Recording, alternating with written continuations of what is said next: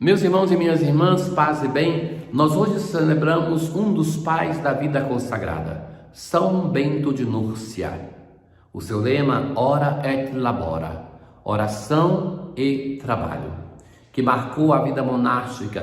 Tantos são os santos monges que viveram a regra de São Bento. Que ele interceda por nós. Hoje nós começamos a escutar mais seguidamente, não precisamente do primeiro versículo, mas do primeiro capítulo, sim, de Isaías. Ouvi a palavra do Senhor, magistrados de Sodoma, povo de Gomorra. Então, o profeta, muito tempo depois da destruição de Sodoma e Gomorra, ele chama o povo de Israel de Sodoma e Gomorra. E vai dizer, primeiramente, os magistrados, os governantes e todo o povo, escutai. Que me importa a abundância dos vossos sacrifícios? É Deus falando para o seu povo. Estou farto de holocaustos. Quem vos pediu para pisardes os meus átrios? O incenso é para mim uma abominação. Não suporto a lua nova, o sábado, as festas do tempo. Iniquidade com reunião solene, quando convocais a assembleia. Vossas luas novas e vossas solenidades, eu as detesto. Então, Deus vai falar com o seu povo e vai dizer assim, esse discurso já estava em Amós, quando Deus dizia para o seu povo que estava cansado de um culto que não tinha uma dimensão de santidade, de justiça, de pessoas que faziam mal, depois faziam liturgias solenes. Eu os detesto, eles são para mim um peso. Escondo de vós os meus olhos, ainda que multipliqueis a oração, eu não ouço. Vossas mãos estão cheias de sangue, lavai-vos e purificai-vos. Vossas mãos estão cheias de sangue, de injustiça, por isso é inútil praticar a injustiça e depois vir diante de Deus para oferecer um culto que é um culto belo, mas que é só coisa externa. Qual é o problema de Deus com essa prática? Não é que Deus não queira o culto, é que Deus, para eles e para nós, quer um culto que seja combinado com uma vida de santidade. Nós devemos sim fazer as nossas liturgias. Nós precisamos do nosso corpo, da exterioridade da liturgia no nosso processo de fé, mas não basta. Não basta uma liturgia exterior que não tenha uma espiritualidade, assim como não basta uma espiritualidade sem uma liturgia.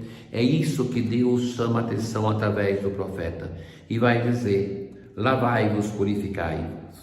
Tirai a maldade de vossas ações. Deixai de fazer o mal, aprendei a fazer o bem. Procurai o direito, corrigi o opressor, julgai a causa do órfão, defendei a viúva. Deixai de fazer o mal, aprendei a fazer o bem.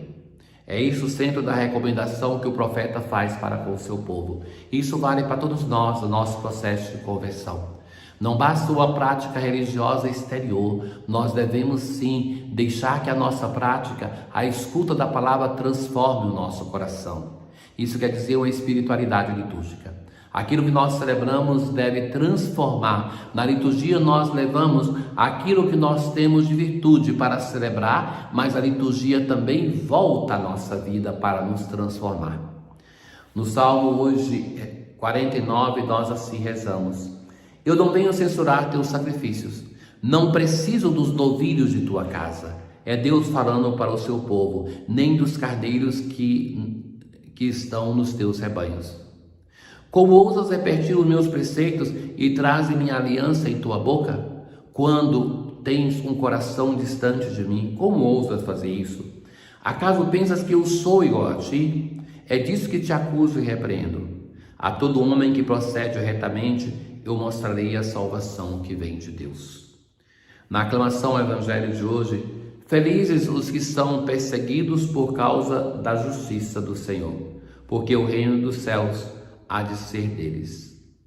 Então, nós temos aqui a conclusão do discurso missionário de Jesus.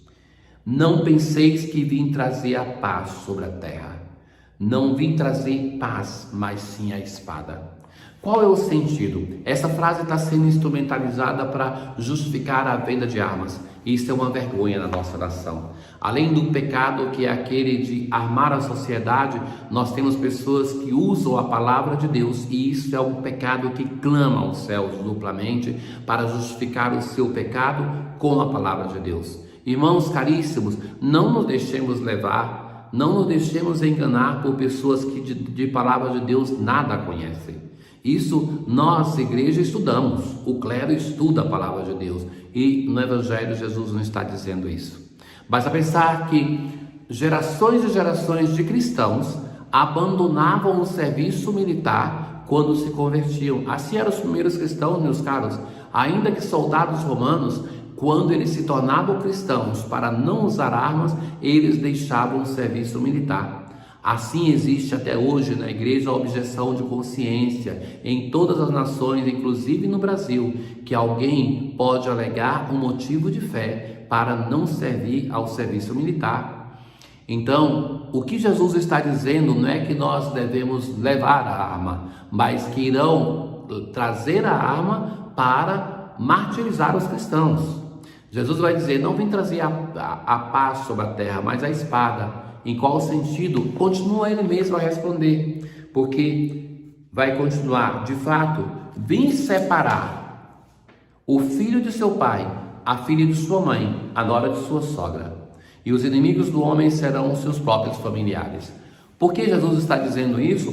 Porque concretamente na comunidade cristã para a qual Mateus escreve o seu evangelho, a comunidade de Jerusalém, a um momento eles decidiram que quem fosse cristão não poderia mais entrar na sinagoga, muito menos no templo. Então, as pessoas eram abandonadas pela própria família, não podiam mais ter um trabalho, passavam fome, e aí então a comunidade cristã se tornava a nova família, se organizava para ajudar a esses irmãos que começavam a ter necessidade. Então, por esse motivo que Jesus vai dizer que a própria família vai romper, e que isso era grave em Israel, porque o vínculo familiar era algo muito importante. Jesus continua, e hoje no Evangelho é Ele o centro, é Jesus a personagem principal. Todos são chamados a uma relação com Ele. Quem ama o pai e a mãe mais do que a mim, não é digno de mim. O Senhor não nos incomoda que nós amemos os outros, justamente o contrário, nos envia para amar o próximo como Ele nos amou, mas que Ele tem que ser o mais amado. O amor a Deus deve ser a grande experiência de amor na nossa vida. Quem não toma a sua cruz e não me segue, não é digno de mim. Quem procura conservar a sua vida, vai perdê-la. Quem vos recebe, a mim recebe. E quem me recebe, recebe aquele que me enviou. Então, é Jesus que está no centro do Evangelho, e a partir do caminho de fé e de vocação, nós temos uma relação com Ele e somos reconhecidos pelos outros a partir desta relação. Quem der, ainda que seja apenas um copo de água fresca, a um desses pequeninos, por ser meu discípulo, em verdade vos digo, não perderá a sua recompensa. Veja, por ser meu discípulo, por estar a serviço de Jesus. Depois Jesus partiu daí a fim de ensinar a pregar nas cidades deles. Hoje, na oração da liturgia de hoje, nós assim rezamos: ó Deus, que fizestes o abade São Bento preclarar o mestre na escola do vosso serviço. E de fato, este é um dos pais da vida consagrada. Quando o cristianismo perdia o seu fôlego, a sua força, com o fim da era da perseguição e dos mártires, nasce a vida consagrada. E Bento é um dos grandes pais da vida consagrada e, portanto, da igreja inteira. Concedei que, nada preferindo ao vosso amor, corramos de coração dilatado nos caminhos dos vossos mandamentos. É uma frase de São Bento. Não prefiramos nada ao amor de Deus. Então, que seja para nós, Bento, um modelo da nossa opção pelo Cristo e o intercessor, que Ele interceda a Deus por todos nós. Tenham todos um bom dia. O Senhor esteja convosco, Ele está no meio de nós. Abençoe-vos Deus Todo-Poderoso, o Pai, o Filho e o Espírito Santo. Paz.